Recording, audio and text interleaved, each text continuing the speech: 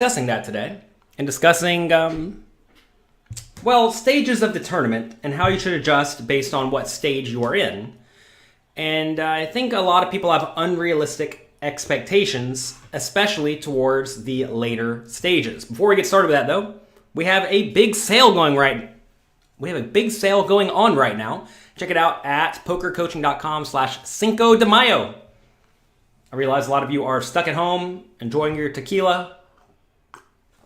So while you're enjoying your tequila, you might as well enjoy some poker coaching and improve your skills while you have a party.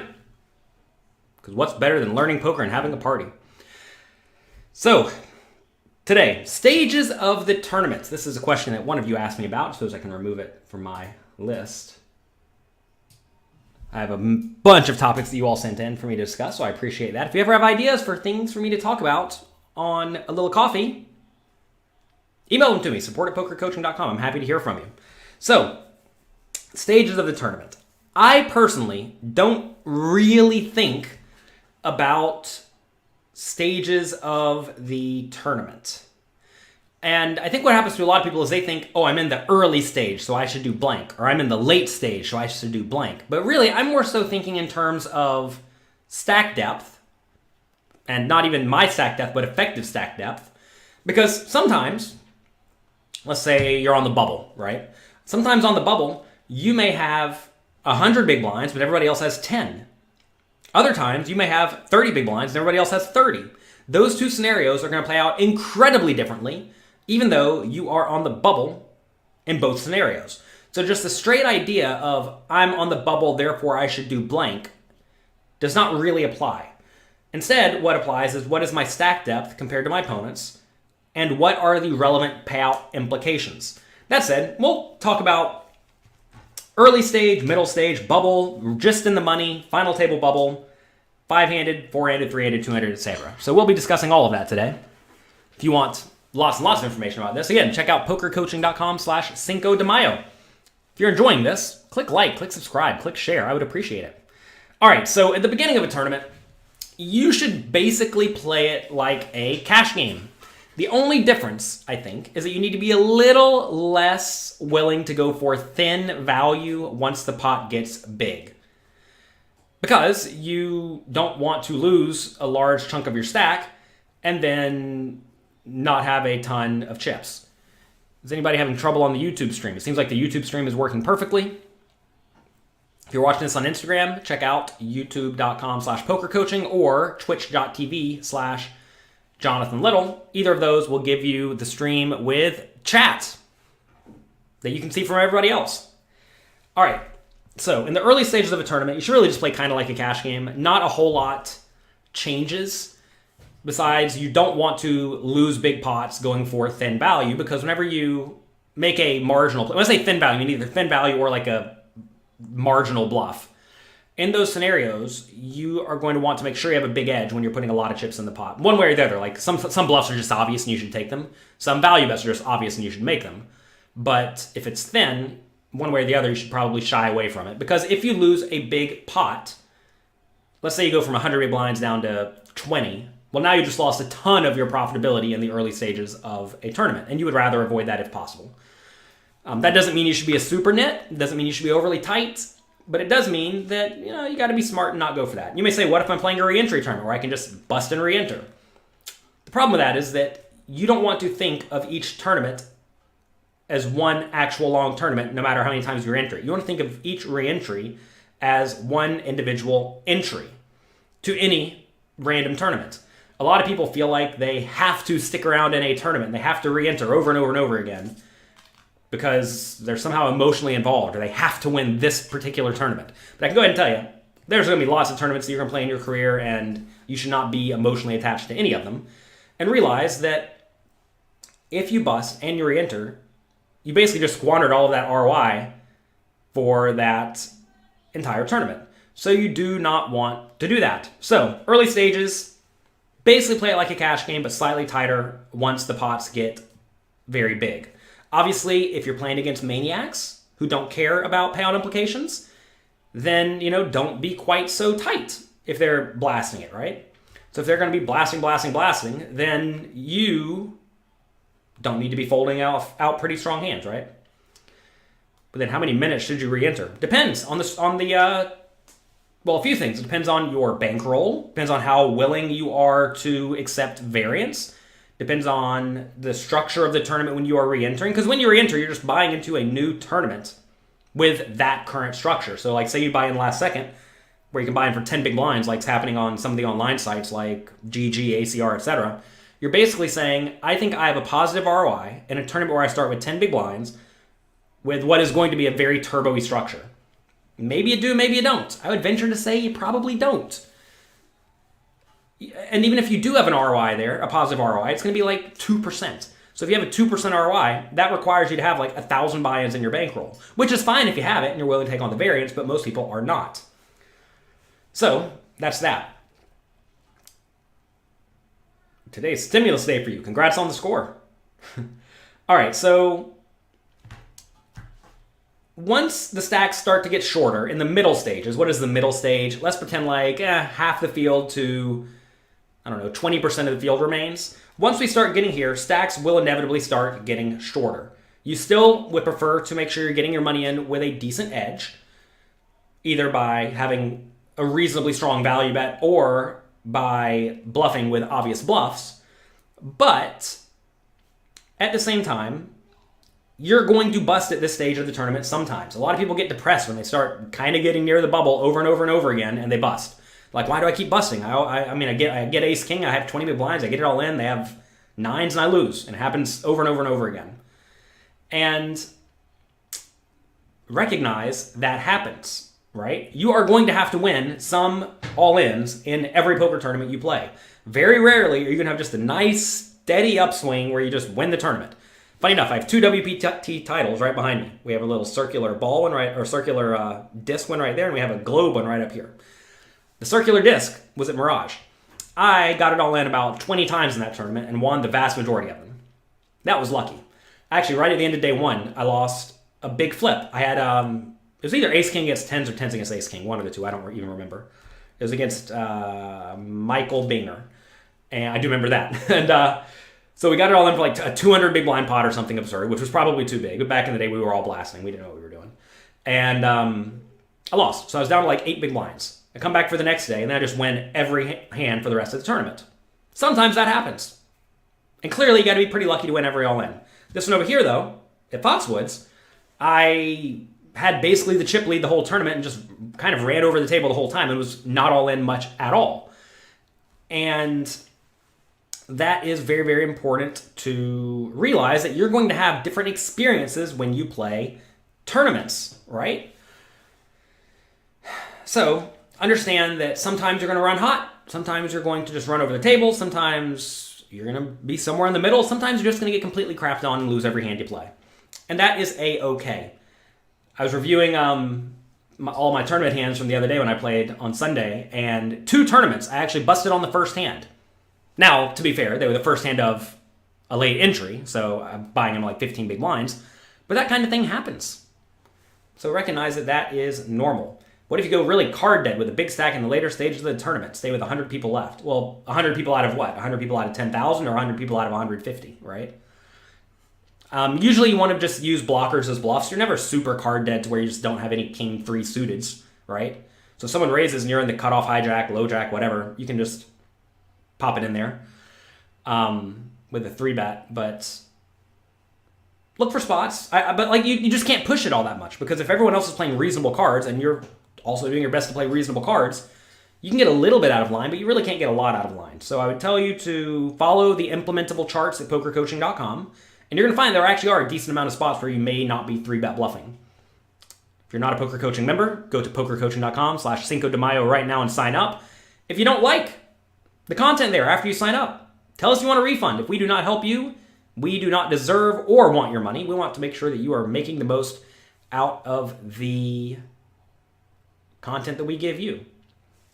All right, so middle stages, realize stacks are getting shorter, but at the same time, you really can't apply a whole lot of pressure to any particular player, because everybody realizes at this point we're not really near the money. Now, you may find some players really care about getting in the money, and when there's 40% of the field left, they'll start being tight.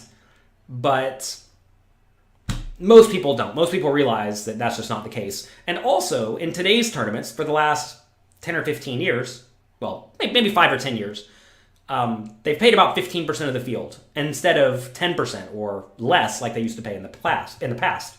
You all may not know this, but in old school poker tournaments, they paid the final table, period. So if there were 22 people, they paid 9. If there were 800 people, they paid 9. And it's pretty fun stuff. So those, like back in the day, there were sometimes very huge payout implications for getting in the money. But nowadays, there's not quite as much, because when you get in the money now, you get 1.5 buy-ins back in a lot of tournaments. It's just not that big of a deal. It's a reasonable amount, but it's not like, 8 big buy-ins or 8 buy-ins or something like that. Do you think the idea of not having to go all in a tournament is generally a good thing? I mean, you'd rather not be all in a tournament, but you don't get to pick. If you take a shot at a higher cash game, how do you know if you should stick to it? You shouldn't? Depends on what a shot means. Usually when you're taking a shot, you give yourself like 3 or 4 buy-ins, and if you lose, you move down. Because then, if you don't move down, you're just basically saying, this is my new game and I'm going to play it under bankrolled. We're going to have the home game anytime soon. We are trying to find a good solution. PokerStars is not a great one for a few reasons for us personally, and we can't find a good one that will allow us unlimited entries. All right, middle stages. Again, just kind of play normally. Really not a whole lot should be changing. What do you think of paying 15% of the tournament field? It's become the norm. I mean, I don't know. What do I think of it? It's what the organizers have decided to do. I would generally say that the organizers, in theory, should pay as many people as the players will allow them to, because the tournament organizers want a lot of people cashing so that they can have money to play again and then they can rake more money. A professional poker player wants it to be winner take all, because if you're a professional, you should win the tournament more often than other people. Even though, let's say there's 10,000 people, you may win it 1 out of 5,000 times. Whenever you win it, you're just going to win it twice as much as everybody else, right? So you have 100% ROI. 100% ROI is clearly great, even though there will be infinite variance. Obviously, that's not going to fly, though, because most people just don't cash very often. And casinos really, really, really, really, really do not want the players winning tons of money and just cashing it out and like buying a house. Because if you cash it out and buy a house, that money's long gone and the casino's never going to see it again. But if they give everybody $10,000, they might fire that back in. All right, next, let's talk about the bubble. Phil says, please talk about tactics for the bubble. Well, here we are, Phil. Be patient. We already said we're going to discuss it. Here we are. So on the bubble, this is when you are nearing getting in the money. Now, what is the bubble and what is not the bubble? It's kind of tough to say. Some people start caring about the bubble from like 20% of the field down to 15%. Some care about it when there's like one person away from the bubble. Some people are just oblivious. They don't even care. Some people start caring about it when there's 30% of the field left, right?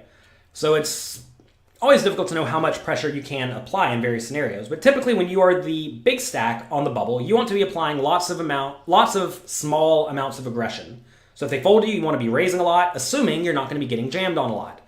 And you need to be able to pay attention and foresee if in these scenarios you are going to get jammed on a lot. So if you're raised and you have a bunch of loose aggressive players behind you with 15 big blinds, even if you are kind of near the bubble, you should expect to get jammed on a decent amount of the time.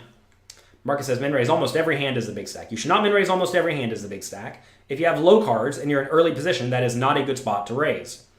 You should just be folding, because it's too likely someone you attacked is going to play at you. Now again, it depends on how bad your opponents are. Some people are super nitty. If you raise, they'll fold ace-jack with a 15 big blind stack when you're the big stack, which is a disaster. They should be all in every time. So how bad are they? And you have to figure that out. You have to pay attention. That's what I'm trying to tell you all. If you have a middle stack on the bubble, you often want to be trying to apply pressure to the small stacks while staying out of the way of the big stacks. So say you have a medium stack of, let's say, 20 big blinds, and there's a big stack on your left with 50 big blinds.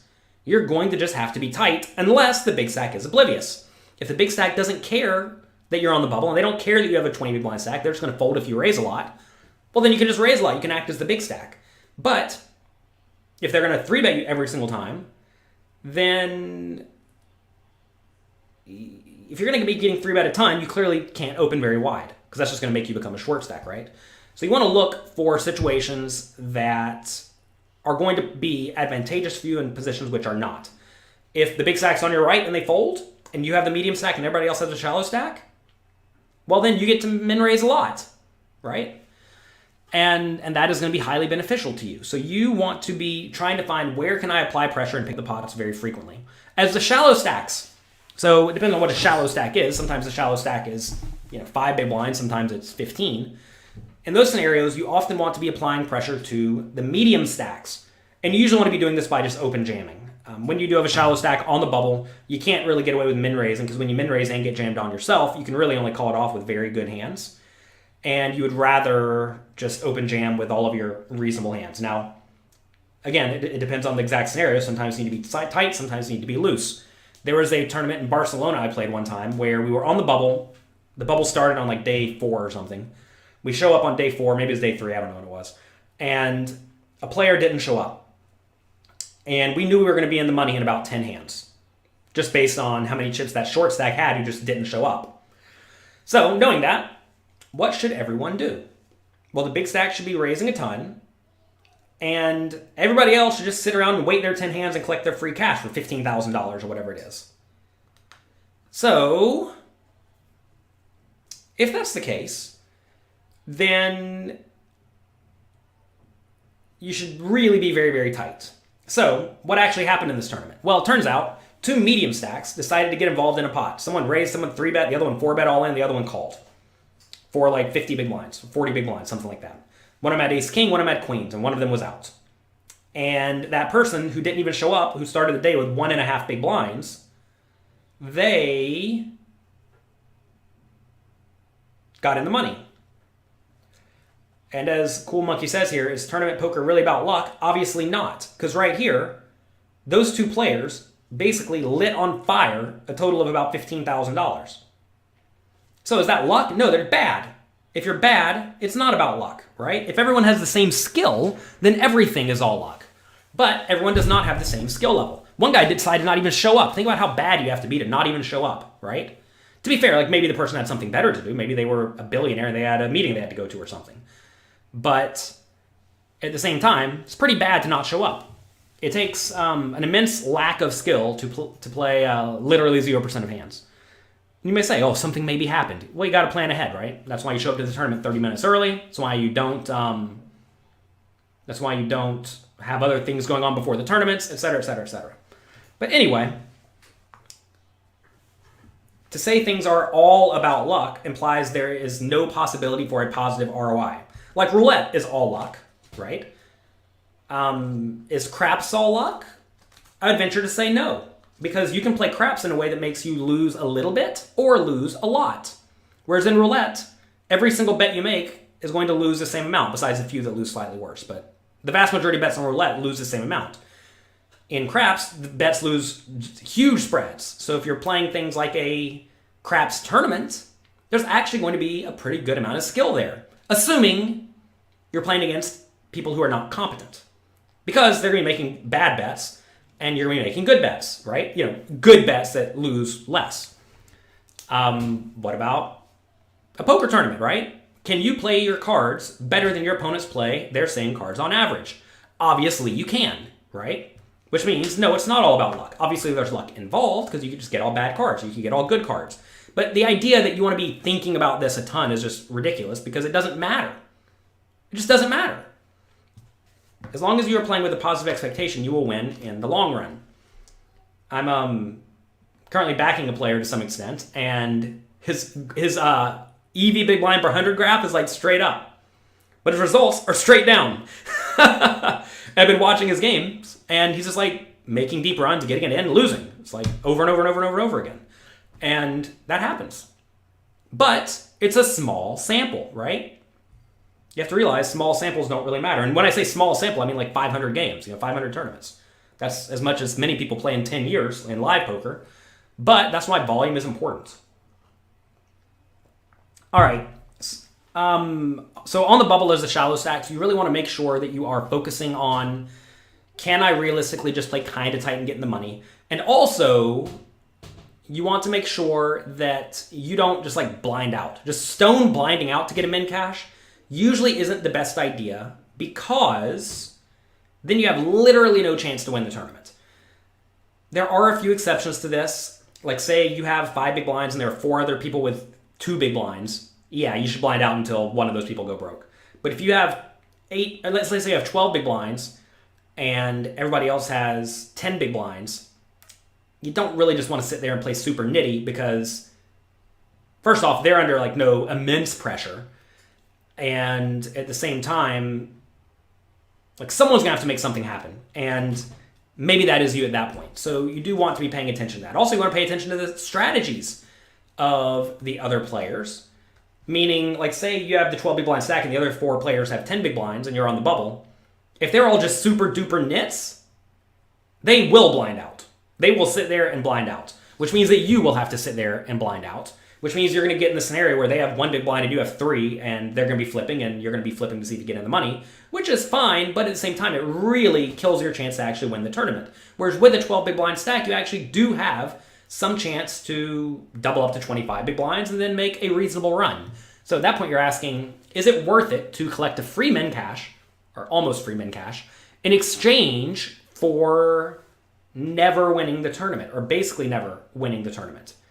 And the answer is you probably want to give yourself a chance to make a deep run in exchange for bubbling sometimes. All right, so once you get in the money, for those just joining us today, we are talking about the various stages of the tournament and how I don't really think of them like this, but a lot of people do. Once we do get in the money, this is where things change substantially. So a lot of the shallower stacks will now have no incentive whatsoever to play tight anymore. When you get in the money in most tournaments, there are basically no payout jumps until like 80% of the remaining field goes broke.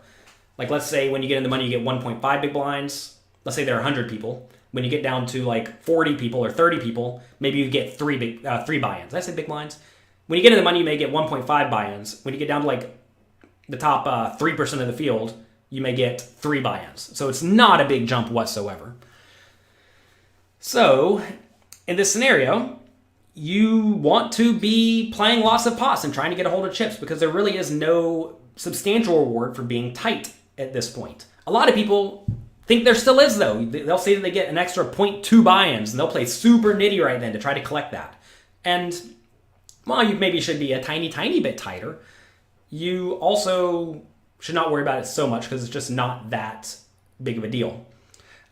So when you do get in the money, as the big stack, very often you're going to want to play a very different strategy than when you were on the bubble, right? On the bubble, you were attempting to run over the opponents to some extent, whereas now, once you get in the money, if anything, you kind of want to sit back and relax and not be applying a lot of pressure because your opponents have no incentive to be tight anymore at all.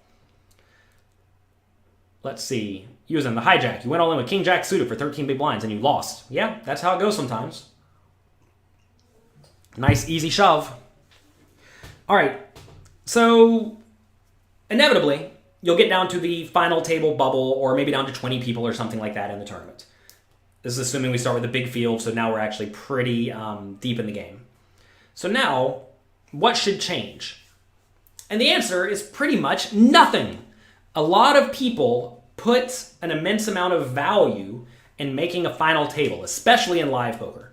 Online, I don't think people care quite as much, but live they definitely do. And you have to ask, what do I actually get for final tabling a tournament? Well, you get nothing. You get a little bit of a payout jump. In some tournaments, 9th and 10th place, or maybe 10th and 11th place, actually pay the same amount of money. So you actually get literally no payout jump, or a minimal one, and you get to say that you made the final table. I would tell you to get the prestige of making a final table out of your head immediately, because it really does not matter.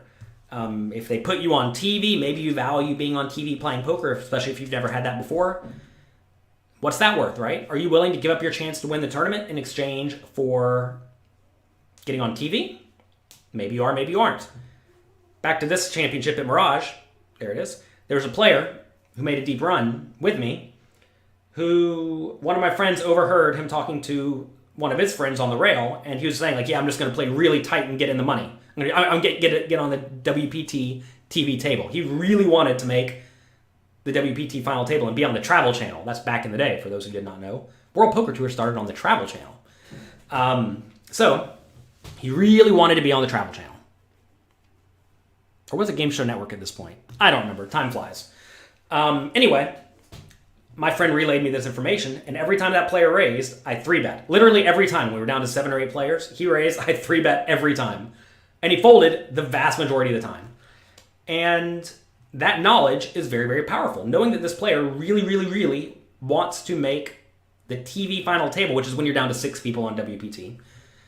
That player is just going to get crushed if I know that information. So if you can get any information like that, that's highly valuable. Quite often people who have not made TV final tables care about getting on TV. And you can do some diligence and look that up, right? In general, though, you should not really care about final table bubbles all that much because it just doesn't matter. There really are still minimal payout jumps.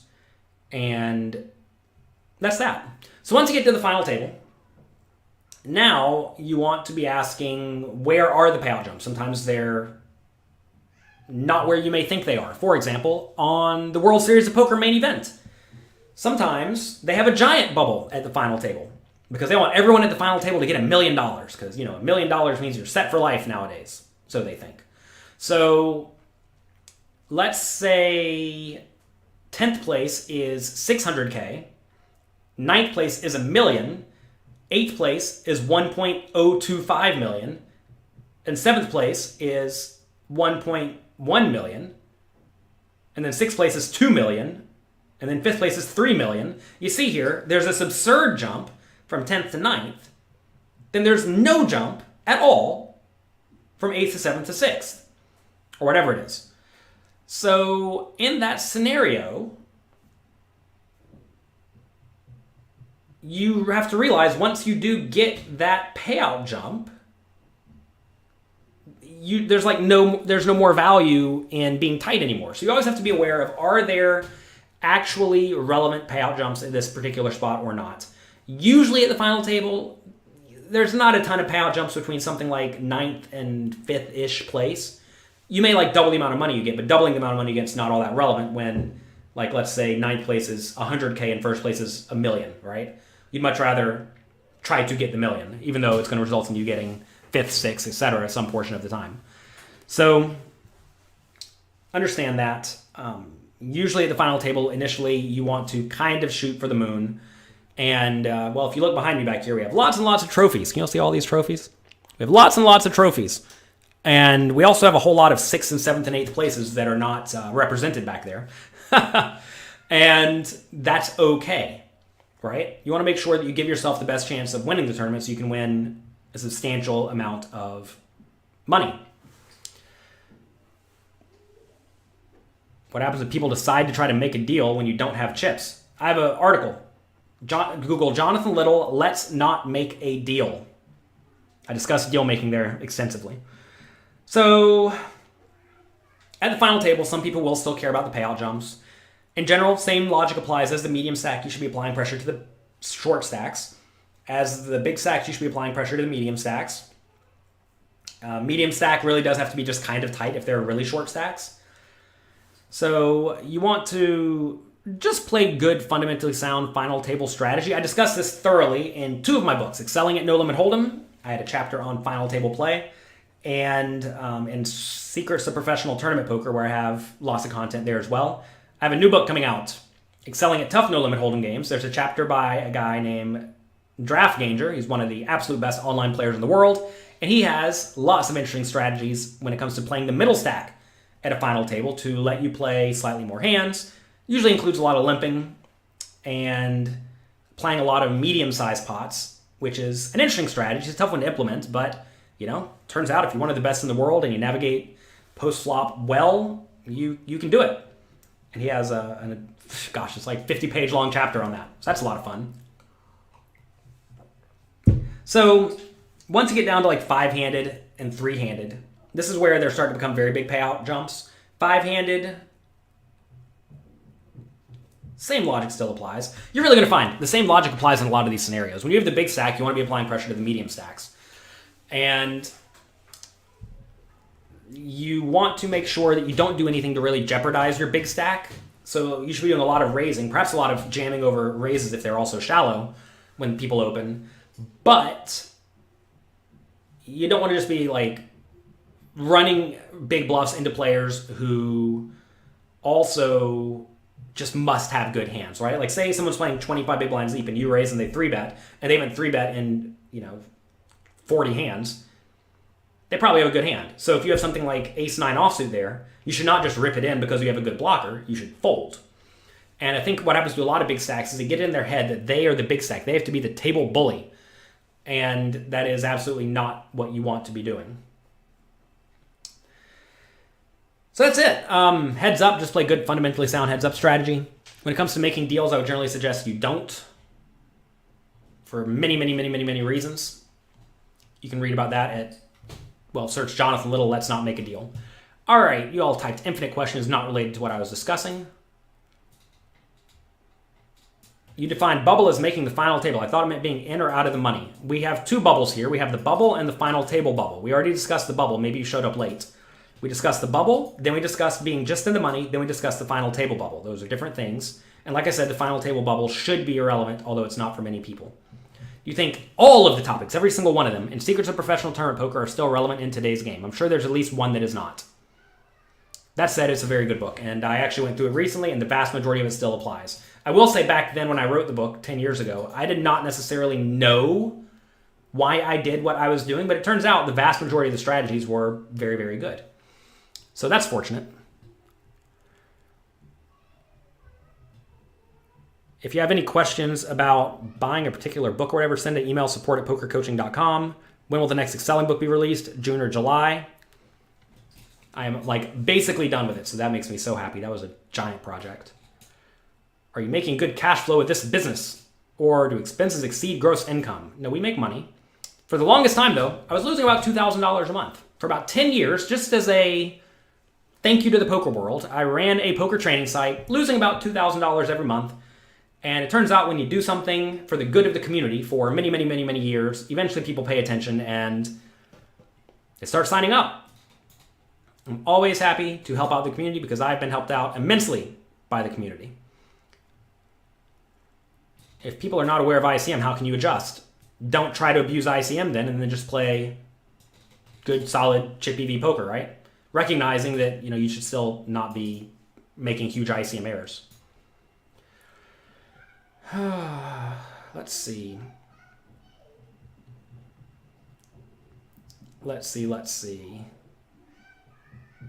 You always carry a knife with you to the poker table. Yeah, just in case someone brings a gun, I guess.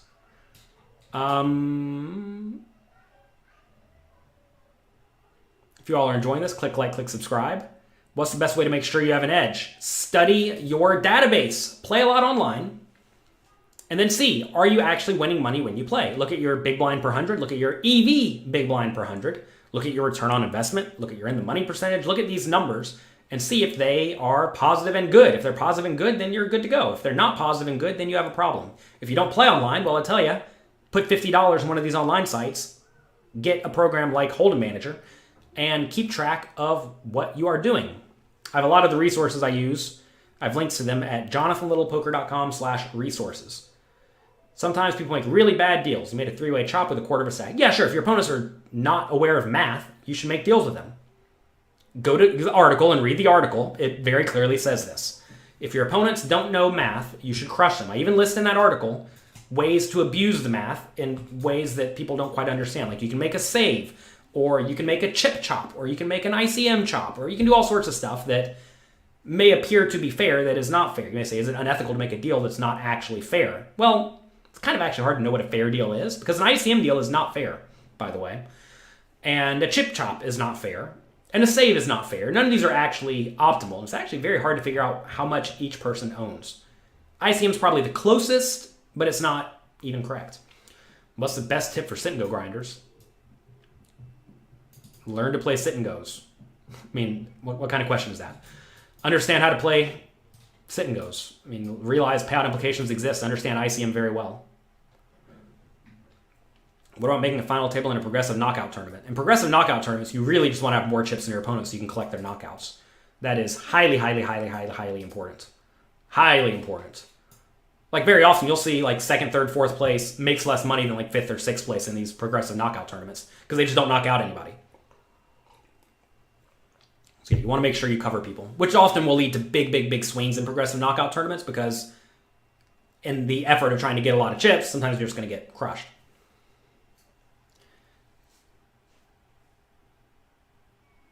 Henderson, again, send us an email, support@pokercoaching.com. I don't even know which book you're referring to because I don't think I have a book called Crush Tough Cash Games. So please send us an email making it very clear what you want. Have you worked with Grips for a long... Wait. His love of Charlie Carroll content's going to ship the guy the 10K today.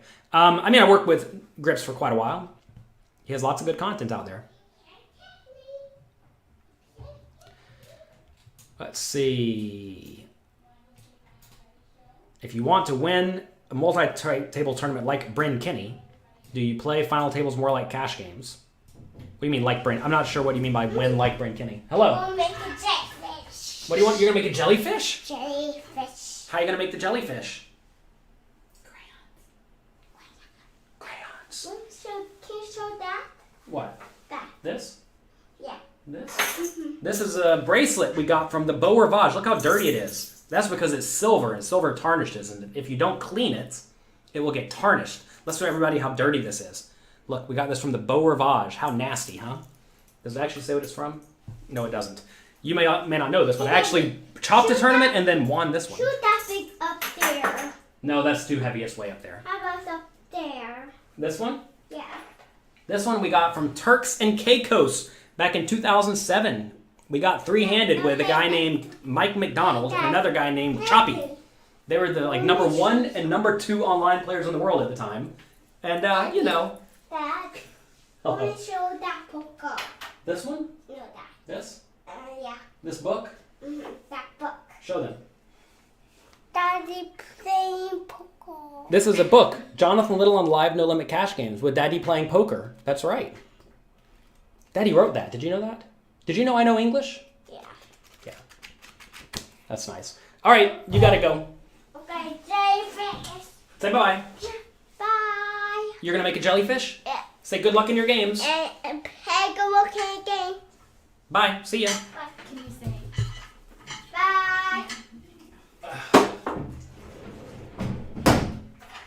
I forgot about this tournament. This was a good one. What's going on with my hair? We got this. Can you see it? May not focus so well. Let's see. Take the focus. Take the focus. There you go. 2007. Oh my gosh. 13 years ago, we were three-handed with Mike McDonald and what's his name? Choppy. And we got him. All right. How can you get to follow your play and your results? Download Hold'em Manager and use it. You want a discount for things? Well, every once in a while, D&B Poker will run a discount. Books are too costly on Amazon. Well, believe it or not, the books are actually very cheap on Amazon. The nice thing about Amazon is they undercut every other retailer pretty much. And if you want to get things about the cheapest price, Amazon's usually your best bet.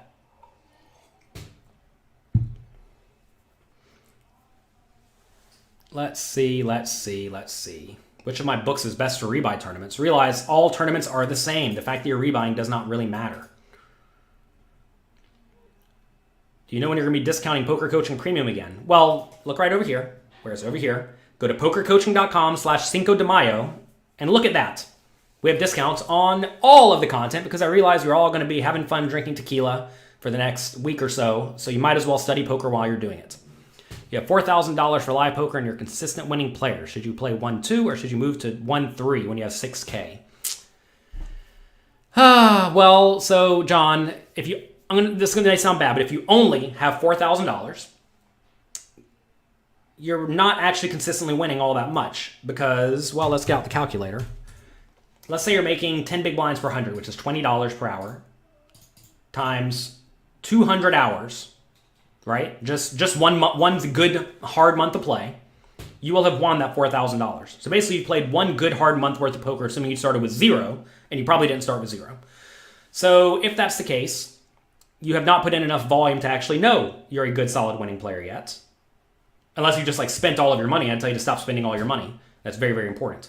But if you do have a 10 big blind per hour win rate, playing 1-2, it's probably okay to move to 1-3, but if you get back down to something like 4,000, definitely move down. Realize you're going to have a big risk ruin with 20 buy-ins, give or take.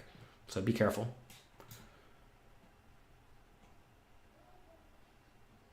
Thank you for spending your money and becoming a training expert. Oh, you're welcome. What site do you stake your buddy on? I do not use the sites. I highly suggest you do not use the staking sites because the staking sites charge rake. You do not want to be paying rake on top of markup. That is a big, big, big mistake.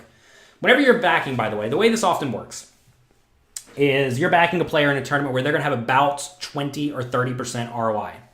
Okay? So if they're going to have 20 or 30% ROI, if you're paying 1.2 markup plus 5% rake, you're paying 1.25 for someone who's going to be 1.2 out the door because they have 20% ROI, right? Every buy-in they put in, they get 20% profit. But if you're paying them with the 1.2 plus 5% rake, now you're losing 5% every time you buy. Even then, like say they are actually plus 20% ROI, but you're buying at 1.1 plus 5% rake. Well, now you're getting at 1.15, but realize the rake is actually half of your profit. If you just go to that person directly, then you'll make twice as much money, 10% ROI. So you'll find that the rake of the staking sites is usually very detrimental. Also, if people have to sell on the staking sites, it's probably because they don't have very good respect in the poker community. Now, there are some exceptions to this. Usually when people are paying very, very high, sometimes it is hard to get backing for the high stakes stuff. But if people are selling action for like $50 tournaments, it kind of implies that they do not have the respect of the poker community who buy action. Like, I'll buy any action if I think it's good, and I know and respect the person. And because I understand math and how it works out the door. But the idea of people selling on the staking sites, unless they're like trying to sell out, 1% to 40 people just to like give people a fun sweat, if they're actually trying to sell out like 70% of their action on these sites, it's because they can't sell it otherwise. You're going to find that usually people who are buying on the sites are rather unsophisticated, or they just don't know the people personally or don't have good respect in the community. Obviously, there are exceptions to this, but if you want to buy someone's action, just go directly to them and then buy it with no fee. Now, obviously, then you have to worry about them cheating you or all this stuff, but if they're well respected in the community, you shouldn't have to worry about this, right? So we already discussed this. What's the best book for tournaments? Secrets to Professional Tournament Poker, Volume 1. What is considered to be a good big blind per 100 in tournaments? If you have something like 8 EV big blind per 100 in tournaments, you're usually thought to be pretty good. Mine's something like 11, which is good, probably running hot over the short period of time. 11 since I started playing, just 3 weeks ago, hardcore on Sundays. Small sample size and whatnot. But 8 is thought to be very good. As you play higher and higher, it'll go down. It is different when you're playing knockout tournaments.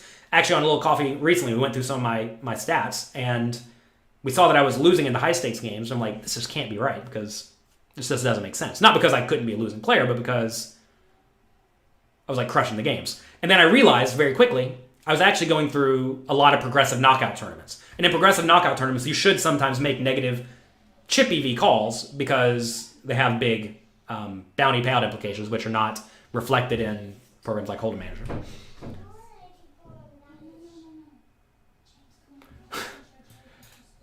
We've already discussed this question about 6 times. Don't know why you keep asking it. If you're building a bankroll, would you avoid large multi-table tournaments? Absolutely. How do you use Hold'em Manager? Search Hold'em Manager and check it out. Do you prefer Hold'em Manager over Poker Tracker for the heads-up display? I've only ever used Hold'em Manager. I really haven't used Poker Tracker all that much, so I don't have much experience with it. As far as I know, they're basically the same. You adjust your strategy based on how many players have entered the tournament. No, not really. What changes do you make when playing larger field tournaments? Realize that sit and goes and tournaments are not the same because they pay a different percentage of the field. If you're the chip leader, is it better to use an ICM chop or chip chop? Take a second to think about that. Also read the article.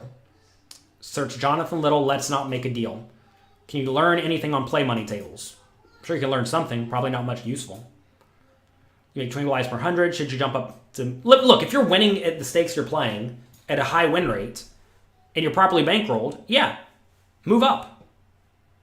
Obviously. You think live poker will ever go back to the way it was? Yes. When will the app get fixed? If you have an Android, you can already get the new poker coaching app. We are currently just waiting on iTunes to accept a new app that will also let you play poker coaching quizzes, and we're going to have many other features coming in the near future. How do you practice putting people on ranges outside the poker table? Use the poker coaching quizzes. We have over 800 of them that will help you do this.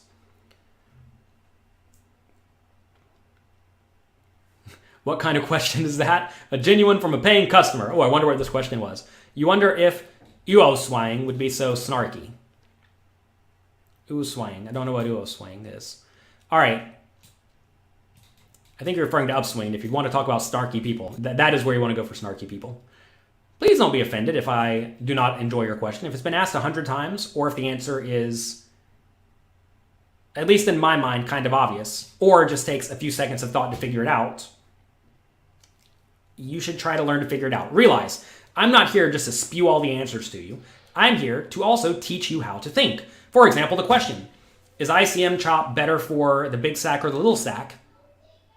Take a second, think about this. Actually sit down and think about it. And don't just, say, oh, Jonathan will give me the answer because he knows it already. Learn to figure out these things yourself. Please, please, please. Learn to think for yourself. I am not Google. I'm not just going to sit here and spew all the answers.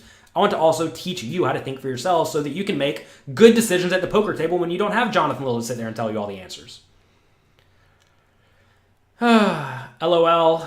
He is blunt. There's no BS with him. There is indeed no BS with him. Again, I don't remember the question. Way too broad and vague, probably. How old is James? James is 3. How important is math in poker? Can you just use position knowledge of good hands and tight aggressive play in position? I mean, look, math dictates everything you do in poker and in theory in life. Math / chemistry / physics, right? And you don't necessarily need to fully understand the math and how to do the math at the table in real time if you understand principles that come from the math. I actually made a new fundamentals course at pokercoaching.com, and there is no math in it besides division, basic division. And even then, it's minimal, very minimal, okay? So I actually do think you can become reasonably competent and not even have an awareness of the math. Like, you don't need to be able to sit there at the table and do any sort of complicated math whatsoever. It's division. It really is legitimately only division. And division is taught in what, 3rd grade? So if you have a 3rd or 4th or 5th grade understanding of math, you should be fine enough. Now, it might not take you to the very top of the game, but fortunately there are computers that do all the calculus you need now to figure out if a play is good or bad, and if you learn how to use the programs, they'll just straight up tell you the answer. They're kind of like Google. Turns out, though, if you put a vague question into Google, it won't give you a good answer. One of my favorite things to do is when we're walking out the door, I'll ask the Google the weather, the Google Home program or whatever it is, and it'll spit out the weather. Then I'll just ask it some nonsensical question, and sometimes it'll give an answer. It's usually wrong, or sometimes it'll give an answer that is like, I don't know that yet. And it turns out if you ask nonsensical questions, you'll get nonsensical answers. We already asked this question. Do you all think that I just don't see these questions? Look how far behind we are. I guess you can't see the scroll box. We're actually very far behind. Is that a World Series circuit bracelet? World Series circuits don't give bracelets. They give rings. I have 0 of those. What book should you get to learn GTO?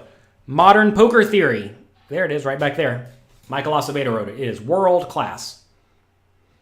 There's no such thing as good tequila. I would probably agree with you. How many tournaments is ideal to play? Depends on your skills. You thought you'd drink more Corona, but you still have 1.5 cases of the brew. Is the brew Corona or is the brew something else? Is Corona brewed? I don't even know. Have I been playing Scoop on PokerStars? No, I'm based in New York City. You don't play on PokerStars from New York City. There's a saying, you don't poop where you eat. And I'd like to continue eating at PokerStars. So no. Am I still playing much these days? Only on Sundays, while we're stuck at home. What stakes? I think the highest buy-in we played has been 5K. The lowest stake has been 50. $50 to $5,000 buy-in tournaments. A bit of a swing there. Mostly on the one unlicensed, unregulated site that has decent volume that I would definitely not recommend any of you play. Unless, of course, you don't care if they steal your money. I'm keeping enough money on there to play one day, and if they steal it from me, I realize that's the risk I'm taking to play on those sites. Did you answer your question about depositing more on a site to move up in stakes in tournaments instead of grinding your way up? I don't know, but I mean, really, this is just a question of, like, do you have a bankroll for it? But a bankroll, by the way, is not the amount of money you have on a specific site. The bankroll is how much money you have devoted to playing poker. You can have, like, let's say you have $10,000 to your name to play poker, and you put $500 on your site. You shouldn't act as if you have $500. You should act as if you have $10,000, right? What would you play if you wanted to put $50 online? So this is more of a question of what are you trying to do with your poker skills in your life? Play whichever game you like, whatever game you think is going to have the highest win rate. Can you play 5-10 with a $5,000 bankroll? You can do whatever you want. You can do that if you want to go broke.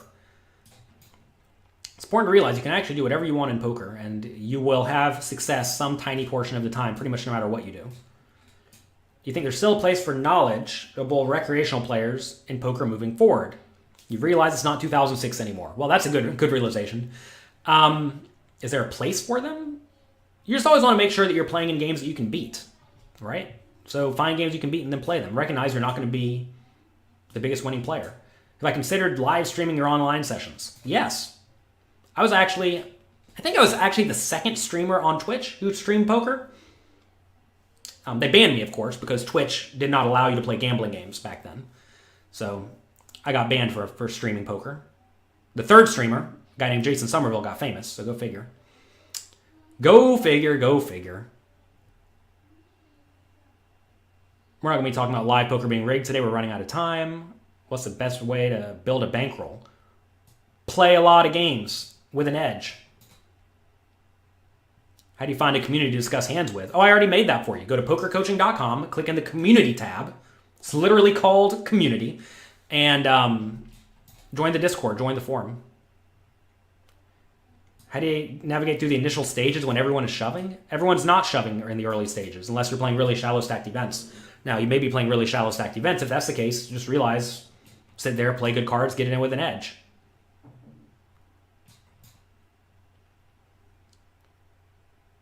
What's the app called? I think it's called Poker Coaching.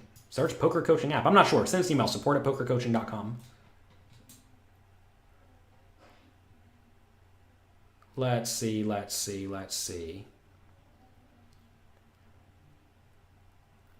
As a halfway decent player, what's one book you could buy to improve? Mastering Small Stakes No Limit Hold'em.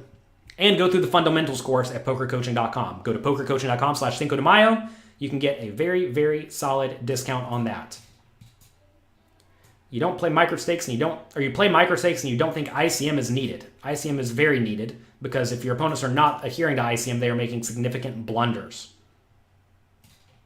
Have we done Zoom cash training videos? Yeah, if you go to pokercoaching.com, look in the cash game masterclass. I have videos myself playing hours and hours of Zoom on Party Poker. Well, I guess it's called, what's it called? Fast Forward on Party Poker. I said I was the second streamer, not the first. Some other guy got banned before me. I was unaware. What's the GTO book called? It's literally right there. Modern Poker Theory.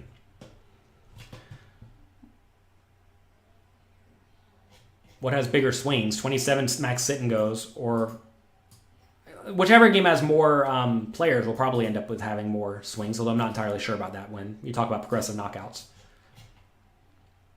Late in a tournament with 20 big blinds. Are min re-raises after the flop turn river usually monsters? From people who are very unsophisticated, I would generally say they're pretty good hands. All right. What else do we have to talk about today? I think we got through everything. We discussed all the stages of the tournament. We kind of glossed over three-handed heads up, etc. But, you know, just play good poker. Ask, where do I stand in this tournament? What should my objectives be given the chip layouts, given the payout structure, given my opponent's strategies, and try to figure it out. And this is where, you know, when you ask Jonathan little questions like, even if they're very specific, I can give you the answer for that exact scenario, but there are like 1,000 scenarios. And that is why you have to be able to figure out what to do in various spots by actually thinking about these things yourself. And that's what I try to teach you, right? We try to teach you at Poker Coaching how to think for yourself and become a great poker player. Any plans to give discounts on Prime Mind again? Probably not, but maybe they were on discounts. I don't know. What's a good e-wallet? I use NetTeller and Skrill. So yeah, as Mark said, discipline. Do the work. It's very, very important to do the work. A lot of people don't want to do the work. They want to be spoon-fed. And I realize that it's easier to be spoon-fed in the short term, but it's way harder long term, especially when the feeder decides to stop feeding you. And I'm not going to stop anytime soon, to be fair. I'm happy to sit here and be a resource for all of you indefinitely.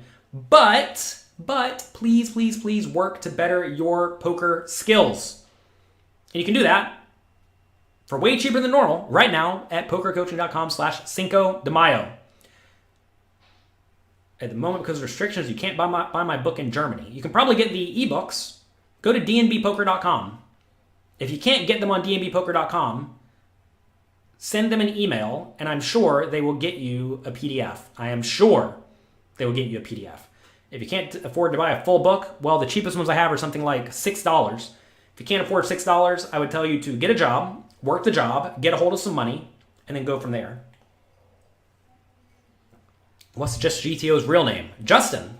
He's very nice. I like Justin a lot. All right. Have a great day. Enjoy yourselves. Thanks for being here. I'll be back Friday, bright and early, 9 a.m. Eastern Time, for another episode of A Little Coffee. Good luck. Have fun. Click like. Click subscribe.